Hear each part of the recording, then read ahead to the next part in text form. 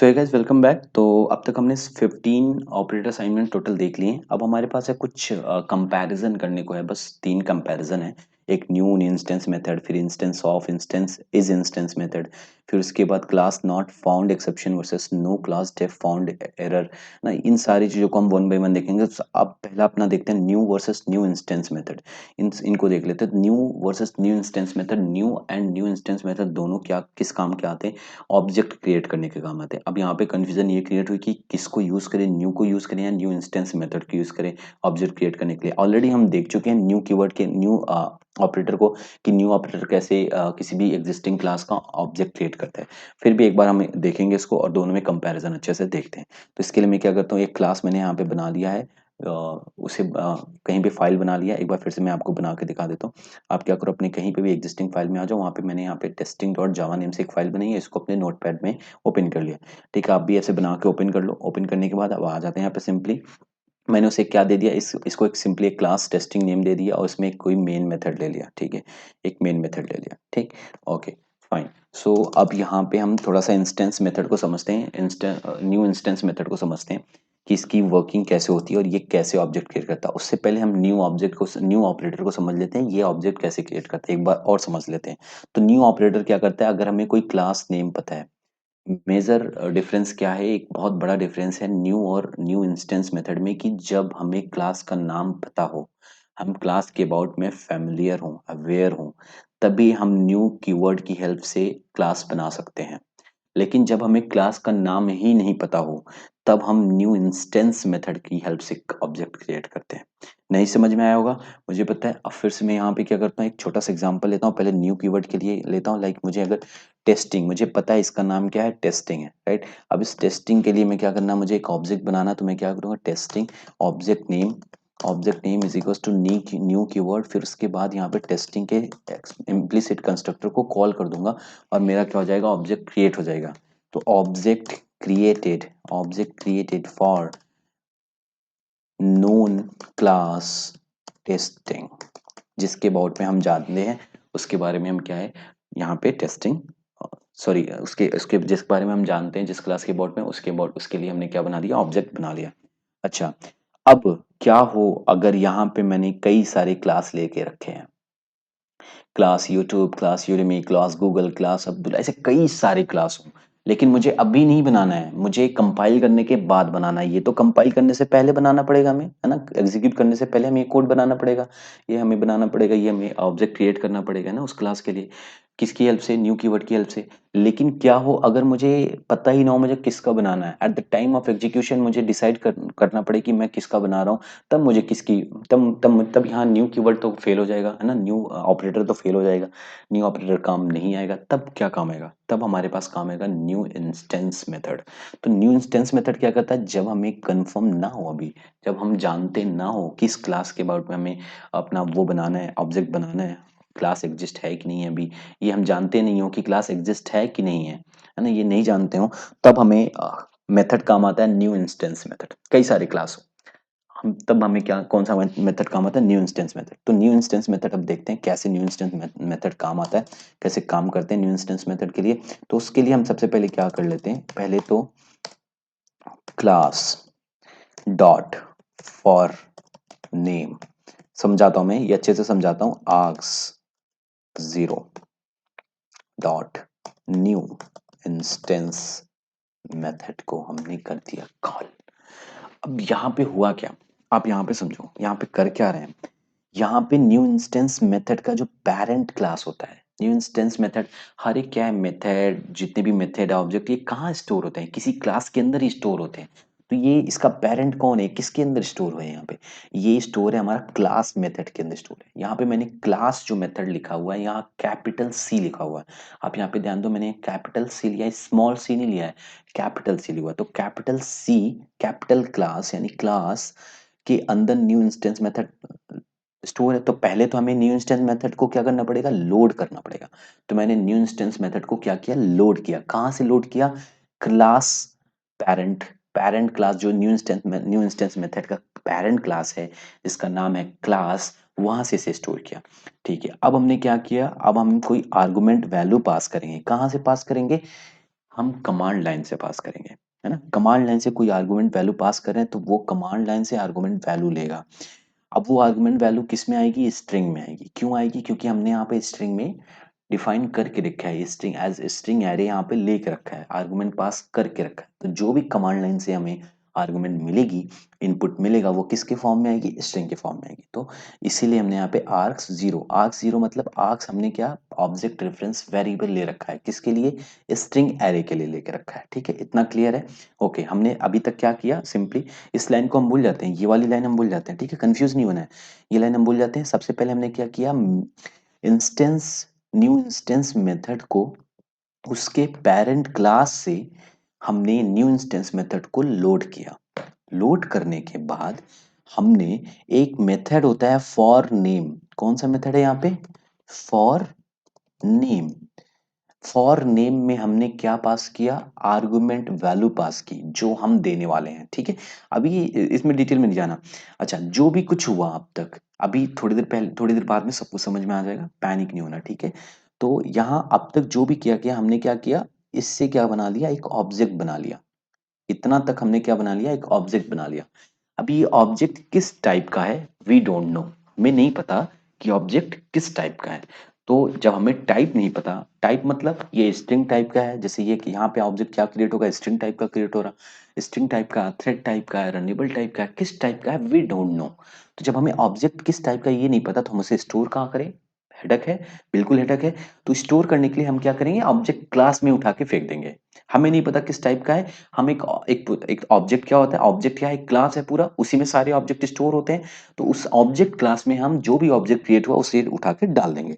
तो हम यहाँ पे एक ऑब्जेक्ट लेंगे, कैपिटल ओ रहेगा यहाँ पे ऑब्जेक्ट, यहाँ पे ऑब्जेक्ट नेम ले लेंगे, ऑब्जेक्ट नेम ले लिया। ठीक, मैंने ऑब्जेक्ट नेम क्या है पे, रेफरेंस ऑब्जेक्ट, रेफरेंस वेरिएबल है किसके लिए, ऑब्जेक्ट क्लास के लिए। ठीक, तो ऑब्जेक्ट क्लास में ऑब्जेक्ट नेम रेफरेंस वेरिएबल के अंदर हमने किसको डाल दिया, जो मैंने यहाँ पे इंस्टेंस, न्यू इंस्टेंस मेथड से ऑब्जेक्ट बनाया था। अभी भी थोड़ा बहुत कंफ्यूजन होगा, आई नो। तो अभी कंफर्म, अभी पैनिक नहीं होना, मैं यहाँ पे विजुलाइज करके अच्छे से अभी आपको बताऊंगा। अब मैं यहाँ पे एक डिस्प्ले मेथड यूज कर लेता हूँ, system dot in, system dot out dot println. यहाँ पे एक मेथड यूज कर लेते हैं, object has been created, object has been created, has been created for, object has been created for. अब कौन सा ऑब्जेक्ट क्रिएट हुआ, किसके लिए ऑब्जेक्ट क्रिएट हुआ, उसको हम क्या करेंगे, रिट्रीव करेंगे। ये ऑलरेडी हम कर चुके हैं, एक बार कर चुके हैं। ऑब्जेक्ट नेम जो हमारा रेफरेंस वेरिएबल है, रेफरेंस वेरिएबल में जो ऑब्जेक्ट स्टोर है, object name dot gate class, जो ऑब्जेक्ट नेम रेफरेंस वेरिएबल में जो ऑब्जेक्ट स्टोर है उसका क्या करेंगे, गेट क्लास लेंगे। कैसे, गेट क्लास मेथड से, ऑलरेडी देख चुके हैं हम यहाँ पे, dot gate name method call कर लेंगे, ताकि उसका, उस क्लास का क्या मिले, हमें नेम मिल जाए। यहाँ से क्या हो जाएगा, क्लास का हमें नेम मिल जाएगा, और हम यहाँ पे एक मैसेज दे रहे हैं कि इस क्लास के लिए, इस क्लास के लिए ऑब्जेक्ट क्या हो गया, क्रिएट हो चुका है। ठीक है, ऑलरेडी इतना सब कुछ कर लिए, लेकिन अभी भी एनफ नहीं है। हमने यहाँ पे ओवरराइट किया हुआ है ना, और यहाँ हम डायनेमिकली, हम कंपाइल टाइम में नहीं कर रहे हैं। न्यू कीवर्ड, यहाँ न्यू कीवर्ड की हेल्प से क्या कर रहे थे, कंपाइल टाइम से पहले हम ऑब्जेक्ट क्रिएट कर रहे थे। लेकिन यहाँ न्यू इंस्टेंस मेथड से क्या कर रहे हैं, हम कंपाइल टाइम के बाद, यानी कि जब कंपाइल हो जाएगा और at the time of execution, जब एग्जीक्यूशन हो रहा होगा, तब हम यहाँ पे ऑब्जेक्ट क्रिएट कर रहे हैं। तो जब डायनेमिकली क्रिएट हो रहा है तो हमें पता तो नहीं है ना कि ऑब्जेक्ट क्रिएट हुआ कि नहीं हुआ। तो ये हमें कैसे पता चलेगा, ये हमें पता करने के लिए यहाँ पे एक छोटा सा ब्यूटीफुली एक चीज हम यहाँ पे इंसर्ट करेंगे, थ्रोज एक्सेप्शन, थ्रोज एक्सेप्शन। इससे क्या होगा, अगर कोई एरर होगी, कोई एक्सेप्शन, सॉरी एरर तो नहीं आएगी, एरर कब आएगी, जब कंपाइल टाइम में होगा। ठीक है, कंपाइल टाइम में जब एग्जीक्यूट करेंगे तब आएगी एरर। यहाँ पे क्या आएगी, एक्सेप्शन आएगी, रन टाइम एक्सेप्शन आएगी। तो रन टाइम एक्सेप्शन के लिए हम क्या यहाँ पे इंसर्ट करेंगे, थ्रोज एक्सेप्शन। ये चीज हम पढ़ेंगे जब हम एरर हैंडलिंग पढ़ेंगे, और अच्छे से देखेंगे थ्रोज एक्सेप्शन का क्या मतलब। अभी तक के लिए बस इतना समझ लो, ये थ्रोज एक्सेप्शन क्या करता है, जब कोई रन टाइम में एक्सेप्शन क्रिएट होती है तो उसे थ्रो करता है, थ्रो करता है, थ्रो करके हमें बताएगा कि आपके पास ये रन टाइम एक्सेप्शन आ रही है, आप इसे हैंडल करो, राइट। इतना हो गया। अब हमारा कोड क्या है, रेडी। हमने क्या किया, कई सारे यहाँ पे क्लास बना लिया। हमें नहीं पता हमें इन क्लास में से किसका ऑब्जेक्ट बनाना है। ये सारी क्लास एग्जिस्ट है, लेकिन हमें ये नहीं पता है कि हमें किसका ऑब्जेक्ट बनाना है। तो न्यू कीवर्ड तो काम आएगा ही नहीं, क्योंकि हमें रन टाइम में एक ऑब्जेक्ट बनानी है। तो हम क्या करेंगे, इंस्टेंस मेथड हमने यहाँ पे यूज किया हुआ, लोड करके इंस्टेंस मेथड यूज किया हुआ। अब क्या करेंगे, इसको हम एग्जीक्यूट करेंगे। एग्जीक्यूट करने के लिए हमने जहां भी फाइल बनाई हुई है उस फाइल में आते हैं और इसे हम सीएमडी में ओपन कर लेते हैं। सीएमडी में ओपन करने के लिए हमने सिंपल सा तरीका बता रखा है। तो आप वहाँ पे पाथ पे जाओ, वहाँ पे सीएमडी टाइप करो, एंटर हिट करो, सेम पाथ ओपन हो जाएगी आपके सीएमडी में, जहाँ पे भी आपका फाइल क्या है, स्टोर है। अब हम अपने कोड को क्या करेंगे, कंपाइल करेंगे। तो testing dot sorry sorry sorry sorry sorry javac, compile करने के लिए क्या कोड है, javac space file name dot java, file name dot java, जो भी हमारा फाइल नेम है डॉट जावा, इंटर हिट करेंगे। हमारा कोड हमें हमें कुछ तो मिला, हमें कुछ तो मिला, हमें कुछ तो मिला, हमने कुछ तो गड़बड़ की है। Okay, system dot dot println object has been created for, okay. ओए ओए ओए ओए, गेट क्लास हमने यहाँ पे गलत लिखा है, गेट क्लास। ओके फाइन, अब फाइन है, ओके ओके। सो फिर से हम यहाँ पे,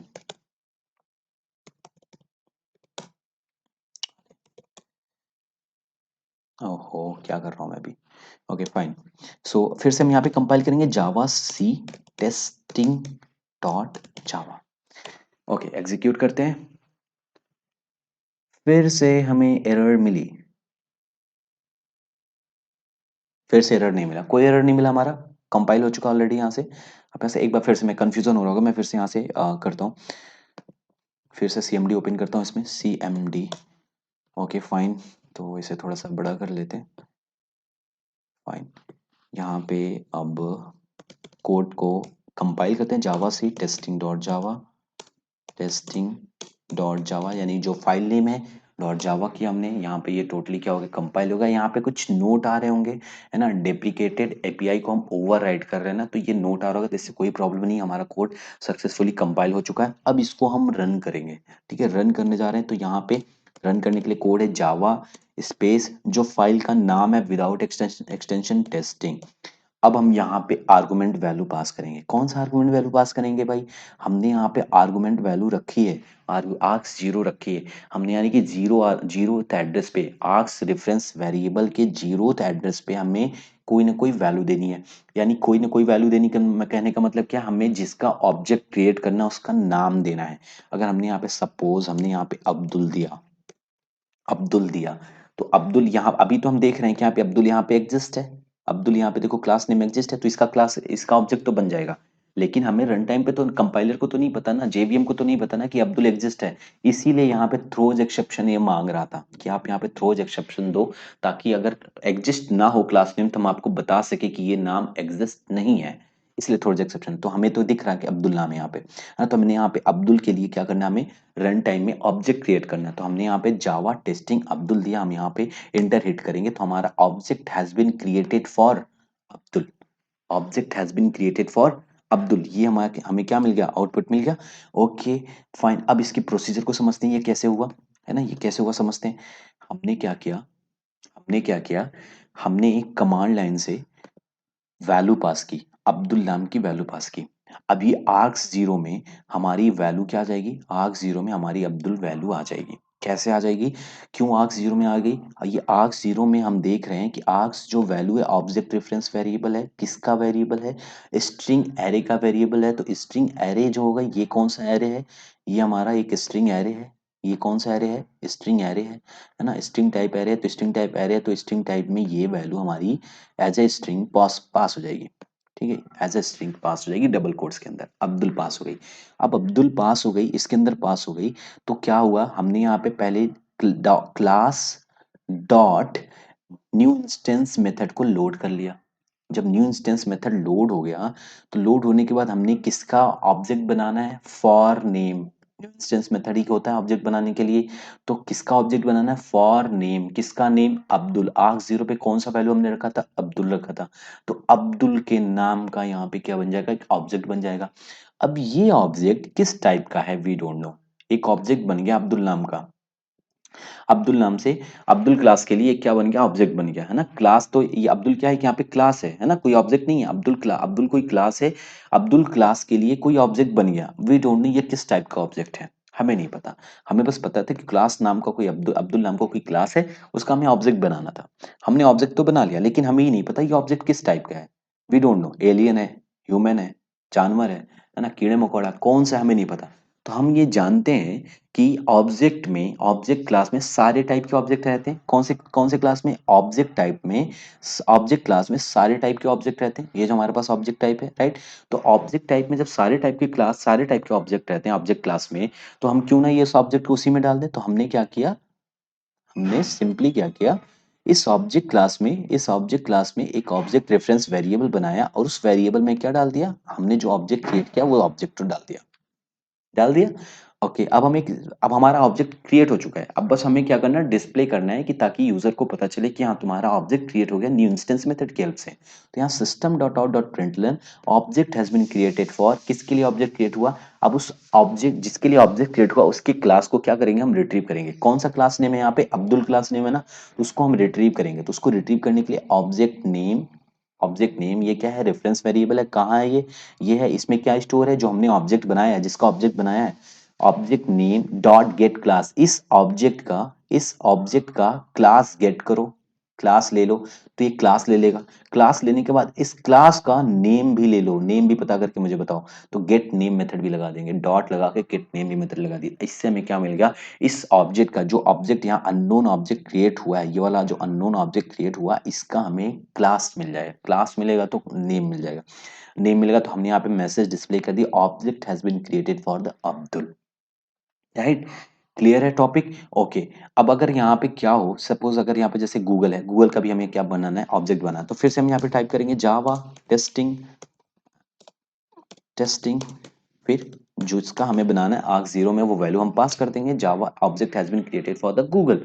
लेकिन सपोज अगर यहाँ पे आप देखो, यहाँ पे कोई ऐसी वैल्यू लेते हैं जो एग्जिस्ट ही नहीं कर रही है, राइट। यहाँ से अब्दुल है, गूगल है, यूडेमी है, यूट्यूब है, क्रोम हम ले लेते हैं, क्रोम।